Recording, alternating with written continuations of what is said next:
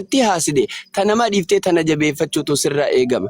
Baga Rabbiin gara amantii duniyaattis akhirattis itti milkooftuu Rabbiin si fidate siin jedha. Baroomsa keetitti akka ati jabaatu hadaraa obboleessaa baroomsatti jabaadhu. Gurra laatiin rakkattuu dhiphattuu arra Rabbi qabda. Yoo Rabbi dhabdee duniyaa tana hunda qabaatte ati miskiina jedhamta. Garuu duniyaa waa hunda namaa firaafirii hunda dhabde waa hunda dhabdee yoo Rabbi argatte bareedaadha.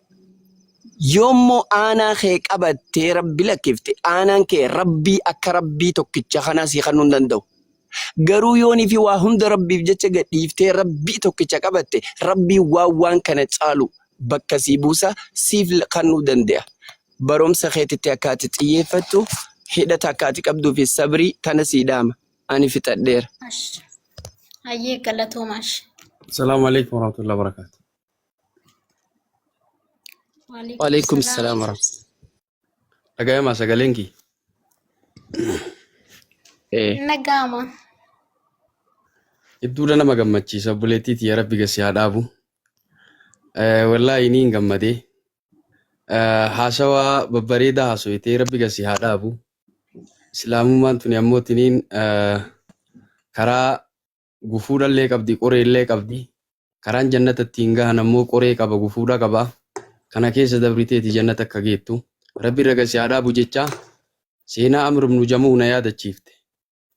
Amr ibn Jamuh jechaan maanguddoo ammoo tiniin okkolaadha. Gadaa nabii sahaabaa ammoo tiniin bareedaa isaati.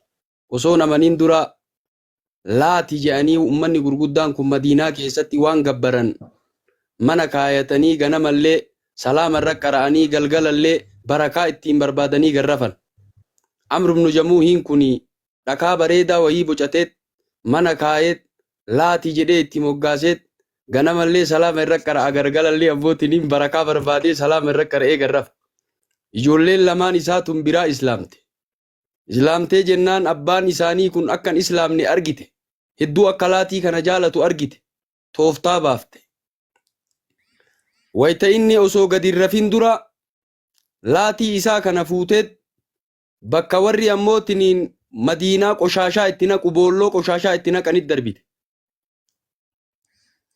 Wayita ammoo tiniin galgala jedhu barakaa ittiin barbaaduuf wayita dhaquun dhaba. Soqee ganama wayita ka'u maaluma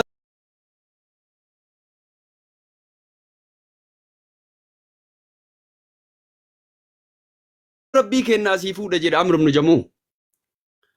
Soqee eeganaa boolloo keessaa argeet gaaf marraa takkaanii baafate. Gaafa marraa biroollee ijoolleen akkanuma gootee boolloo saniit darbite. Soqee boolloo sanii baaseet Rabbii isaatii waydii isaaree dhiqeet achumatti deebise. Gaafa marraa sadeessoollee ijoolleen akkanuma goote. Gaafa marraa sadeessoo ijoolleen waan inni gabbaru kana fuuteet saree duutuu walitti hiitee boolloo darbite. Gaafa marraa sadeessoo boolloo keessatti argeet isaa ammoo saree duutuu walitti hidhame argeet gaafa marraa sadeessoo kana osoo achi hin gahin dura abboo jedheen marraa takkallee boolloo keessaa si baasee si dhiqee si kaa'e. Gaafa lammeessoollee boolloo keessaa baasee dhiqee si kaa'e ile kinoo seeyitiin ani nama akkana sitti hojjetuun argu. Nama sitti ammoo tiniin akkanatti boolloo si darbu guyyaa maran argu. Har'a kinoo seeyifiillee sitti gadi fannise. Nama sitti dhufuuf irraa deebisi jedheen. Seeyifiilleen kinoo ani rafuu deemaa seeyifiilleen kinoo ofirraa dhoogge abbooti jee. Osoo Rabbiin ta'e ofirraa dhooggaa miiree ijoolleen mana keessa seeyifii irraa fuuteet seeyifiin duniyaa miiree fudhatteet saree duutuu walitti hiitee boolloo keessatti darbite. Gaafa kana soqee ammoo tiniin saree duutuu walitti hidhamtuu argeet boolloo keessatti ahaa jeen. Osoo ati ammoo tiniin Rabbiin taate silaa seeyifii eda sii kenne saniin waan nama sit dalage kana ofirraa deebifta jeen. Kana bira ammoo tiniin waggaa hedduu taa'ee tiniin akkatti Rabbi je'ee gabbaree je'eet Islaamummaa Nabi Muhammad alayhi salatu wasalaam Islaamummaa si. Nabi Muhammadii ammoo tiniin laal ergamaa Rabbiiti jechaa gabricha Rabbiiti jechaa aqarrare. Islaamummaa waan nuti farrabnee fudhannee miti ammoo tiniin Rabbi filatee sii kenne Rabbi irra gasi haa dhaabu sunachi. Wanni ati na yaadachiifte haasawa san kee keessaa takkamaa inni fikiranyaan kiyya jaalalleen kiyyaa waameetiniin na didee jettee dubbatte. Gowwoomtee jirtaa naan je'ee jette. Gaafa Fatii Makkaadhaa Hindii fi Ummu Hakiim Rasuula Rabbii bira dhufteet akkanatti haguuggattee dhufte Rasuulatti Islaamummaa fudhatteet eega Islaamte booda Ummu Hakiim waan Rasuulaan jette yaa Rasuulallahi Ikrimaa ibnu Abii Jahlii jaarsi kiyya. Yoo Makka keessatti illee argitan hin dhiisinaa jettanii beeytiillee ammootiin hin girdoo beeytiillee oo qabate hin dhiisinaa jettanii nama jahaa Rasuulli Rabbii gaafa Fatii Makkaa osoo girdoo beeytiillee qabate hin dhiisinaa jedhanii hin dhiisinaa jettanii jaarsi kiyya ammootiin hin dheefatare ani Islaamummaa fudhadhe amaana na godha. Ila Islaamummaa bareedduu dubartiin illee amaana yoo nama goote laal naman tuqu saa Islaamni naman tuqu yoo namni xiqqaan illee amaana jedhe naman tuqu Islaamummaa bareedduu yoo dubartiin illee inni ammoo amaana kiyya keessa jira hin tuqinaa yoo jedhaniin amaana dubartii hin diigan Islaamummaa bareedduu amaana godha nagaya godhaa fidee dhufaa jetteen jaartii bareedduu amaana goone jedhe Rasuulli lallaba beeksise hin tuqinaa amaana isii jala jira nuti amaana goone jedhe intalli ni qajeeltee gabra ofii fudhattee karaa kanatti ilaal gabri karaa dheeraadha gabri intala tana ammootiin zinaa itti dalaguu barbaade gabrummaan isii meeqoo hima jettiin ganda wayii geessiteet achitti ofirraa hiite deemteet baharitti dhufte Ikrimaa ibnu Abii Jahlii ka doonii yaabbatu ka bishaan ce'uuf achi bayuuf taa'u itti dhufte abbaan doonii oofu namtichi shufeerri doonii maal jedha doonii tana birrii hin kafalan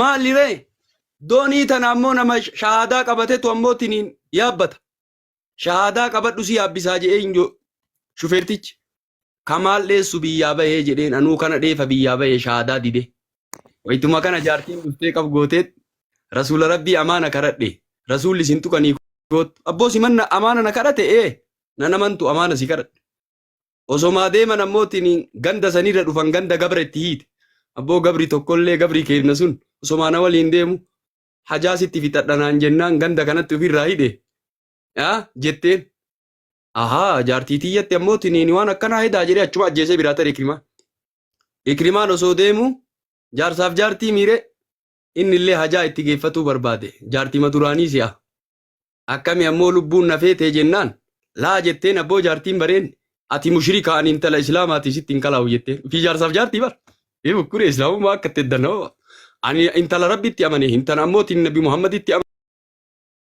amante ati mushrika haga islaamummaa fudhattutti sitti hin kalaawu jetteen fuutee ammootiin Rasuula Rabbii bira fidde osoo hin dhufin Rasuulli Rabbii sahabaadhaan maal jedheen sayaatiikum Ikrimaa ibnu Abii Jahlii bootaa bal'isaa fi Ikrimaa ibnu Abii Jahlii isinit dhufa falaa tasubbuu abaahu fa inna sabbal mayyiti yu'zil hayya jedhe Rasuulli Rabbii abbaa isaa Abuu Jahliin hin arrabsinaa du'ee jira abbaa isaa arrabsuun nama jiru ammootiin hin azaa gootanii abbeetuu ka akkana Abii Jahlii ka akkanaan jedhinaan dhufaa jira jedhe Rasuulli Rabbii alayhi salaatu wassalaam sii gala gaafii lammeessoo ati kaafte irratti waan yaadadhe ammas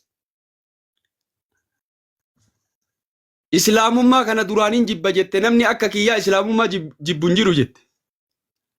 Hindi Rasuulatti dhufte gaafa Fatii Makkaa namni akka Hindi Islaamummaa jibbu hin jiru. Hindi Islaamummaa jibbiti. Rasuulallee jibbiti. Gaafa Fatii Makkaa ammootiin hagooggattee dhufteet hoxxee Rasuulli Rabbii keessa taa'an dhufteet Ummu Hakiimiin fa'a waliin. Yaa Rasuulallah shahaadaa awwala fudhatteet ani Hindi jettee ofirraa fuute guftaa. Rasuulli Rabbii ammootiin nama duraan azaana isaan illee godhe sahabaallee godhe eega islaamummaa ammootiin ka fudhatu taateen tuqa Rasuulli Rabbii alayhi salaatu wassalaam maa duraan sahabaatii azaa goote maa azaa gooten jedhanii waan jedhan Hindi waan jette yaa Rasuulallahi wayita islaamummaa irra hin jirre namni akka keetii jibbu hin jiru jette ardii kanarra diinii keellee jibba sillee jibba hoxxeen an jibbu hoxxe mateeti jette har'a ammootiin har'a ammoo wanni akka hoxxee teetii jaaladhu hin jiru jette hoxxee mararra hoxxee teetu na jaalachiisa yaa Rasuulallahi jette Rasuulli waan jedhaniin dhageette ganaa jaalatta jedhanii imaanni amma ammootiin ilaal amma fudhattee shahaadaa amma fudhatte ganaa imaanni asirraa haga asii gassiseena gaafa imaanni asirraa haga lukaa gassiseene ganaa ammootiin hin jaalatta ganaa argita jedhee Rasuulli Rabbii alayhi salaatu wassalaam ganaa argita mucattii tana har'a islaamummaa har'a ammootiin itti seente ganaa quba uf nyaatte eega itti seente osoo lahaddama takka kufrii keessatti dabarsuu baadha jette akka sahaabaan duraanii lahaddama takka kufrii keessatti dabarsuu osoo baanne jette abbu ambi duraanii hinna daamoyte quba uf nyaatte sahaabaa gurguddaa irraa akka Ikrimaa ibn Abii Jahl rasuula rabbii bira dhaabateet eega jaartiin fiddeetiniin islaamummaa qabate yaa rasuulallah duraanillee si hamadhe waytaatina fuuldura jirtullee badhettillee si hamadhe dhiifamuu naa godhi jennaan al-islaamu yajubbu maa qablahu jedhanii bari Ikrimaa ibn Abii Jahl islaamummaan ati islaamte tunuu waan ati duraan dalayte sahaabaa tiyyattii fi anallee na hamatte sirraa kuffistee jennaan xiqqoo ammootiniin garaan seenne beeyta yaa rasuulallah sahabaa ta'e baay'ee ammootiniin fixe baay'ee duniyaallee itti baase mushrikatti duniyaa baase islaamummaa dhaamsuuf jecha balleessuuf jecha sunumaayyuu miti garuu si waa jedhe si fuuldurattillee waa siin jedhe si duubattillee si hamadhe tanuma irra naa tariyee yaa Ikrimaa dhagahii rasuul harka ol fuudhi yaa rabbi Ikrimaadha harka ol fuudhee nabe waan duraan inni naan jedhe waan na ammoo waytana arge naan jedhee fi waan na duuba naan jedhe yaa rabbi an dhiisee fi dhiisii fi ife ammooti Ikrimaa ibn Abii Jahl gammate si galaatam islaamummaan waan ati kufritti duraan dabarsite waan ati uffata qonxaa godhatte waan ati ammootiin ilaal ummata islaamaa kana jibbitee waa jetteen waan diinii kana waa jetteen waan quraanaa waa jette al-islaamu yajubbu maa qablahu har'a lafa sirraa kaayamte har'a ammootiin akka daa'ima ammootiin garaa haadha keessaa bu'uuti ati yaa intala tana islaamummaa fudhatte al-islaamu yajubbu maa qablahu fudhatte eega fudhatte immoo shahaadaa bichaa miti dalagaani ammuma salaanni sirratti dirqama salaanni yoo ishaa'ii jiraatte ishaa'iin kun dirqama sirratti salaatu islaamummaa fudhatte amma ishaa'ii yoo keessa jiraatte salaanni ishaa'ii yoo sibiraa kala ishaa'iin dirqama salaatu waan jettuudhaan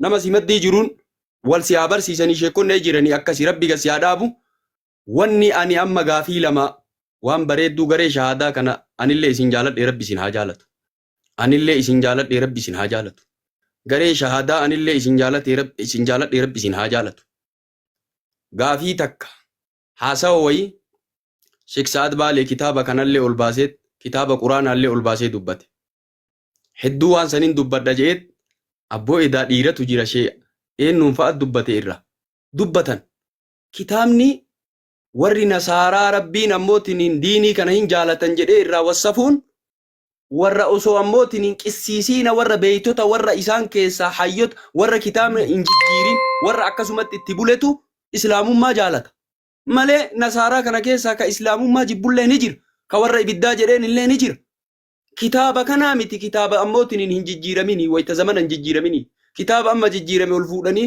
amma ummanni kun akkana jechuun sun dogongora guddaadha Sheekh Sa'ad Baalee dogongora haa ta'u garuu ammoo bifa gaariin deebiftaniif jazaakumullahu rabbi barakaa isinii haa godhu bifa gaariin deebistaniif san isinirraa jaaladhee jira lammeessu wanni takkittiin ani isinii dhaamu namni ammootiin amantii kennarraa islaamummarraa waa beeku hadiisaaf kitaaba wangeela jaraa yoo hin beekin akka jara waliin hin falamne waa heddurraa baradheenu akka jara waliin hin falamne warra wangeela beekuu fi kitaaba kenna beeku itti dhiisuudha jarri ammootiin waa hedduun islaamummaa tana yaabbatuu barbaaddi islaamummaa tanarraa ammootiin hir'isuu barbaaddi akka hin falamne ammas warroonni wangeela beekaniif kunillee beekan bakka takkittitti ammoo haasawa nama takka takkaa dhagaya maali sun yoo kitaaba keessan keessaa naa fiddani ani hin kafaraa jedha namni wayaa subhaanallah akkas hin jedhina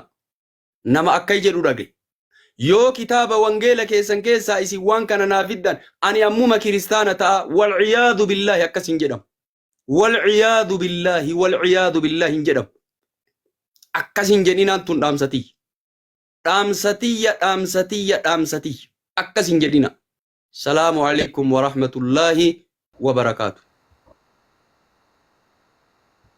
وعليكم السلام ورحمة الله وبركاته شيخ ربي بركاته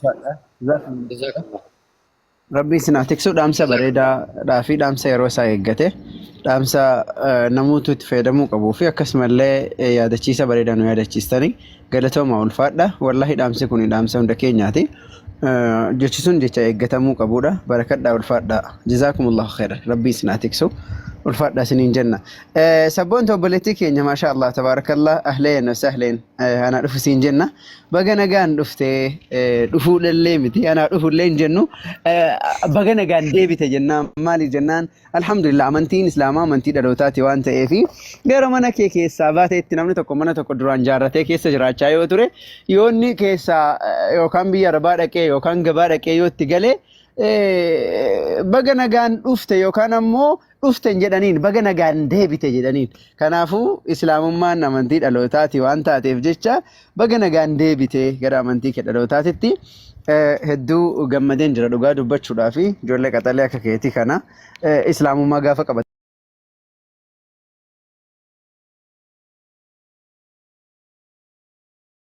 nuti muudhaaf ibidda jahannamaa najaa ba'uudhaaf hedduu nu gammachiiseetiin jira alhamdulillah rabbil alamin dhugaa dubbachuufan hedduu gammade rabbiin irra gasiyaa dhaabuu kan sii gammanne kana ammoo irratti gadhaabbattee kan barattee akkasumallee barsiistu rabbiin siyaa taasisu jabaadhu gadhaabbadhu akka barachuu islaamummaa fudhatuun akkanumaan osoo hin taane erga rabbiin filannoon beeki islaamummaa kan namaa kennu rabbiin abbaa barbaadeef kenna.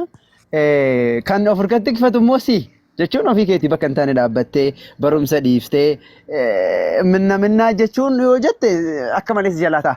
Ijoollee musliimaa kan waan beeknellee kan bakka hin taanellee dhaabbattullee hin laallatini. Ati riyaa gaarii nama waa beekuu fi nama bakka gaarii dhaabbatu laalladhu jabaadhu baradhuuti inshallah biidnillah gadhaabbadhu rabbiin waan ati feetellee si haa guutu namoota takka islaamummaa qabatan barbaaddu sanniin illee rabbiin kenneefi si haa gammachiisu jabaadhu siin jenna sabboontu jabaadhu obboleettii keenya baarakallahu fiiki. Ayyee galatooma ulfaadha anillee har'a shaada qabachuu kootti gammachuun koo guddaadha. Isa duraa caalaa